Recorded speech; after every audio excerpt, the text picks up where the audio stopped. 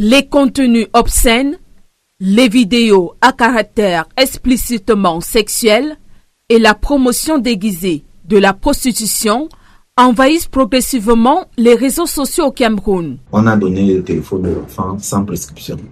Et donc aujourd'hui, les enfants qui n'ont pas encore atteint un stade de maturité estiment que ne vont aller que dans ce qui a des vues. Et ce qui a des vues et qui est partagé par tous, malheureusement aujourd'hui c'est des contre-valeurs.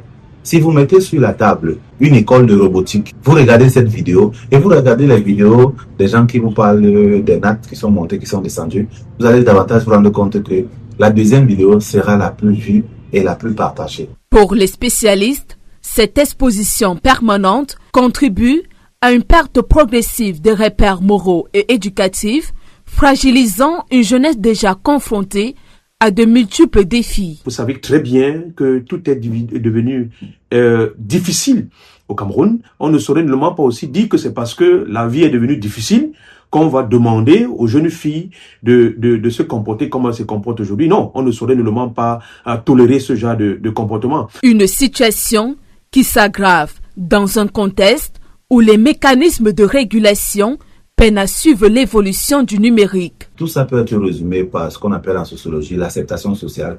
Notre société a accepté et a érigé ces gens-là comme modèle. On était dans un laboratoire social et on construisait des échantillons qui sont devenus aujourd'hui des monstres.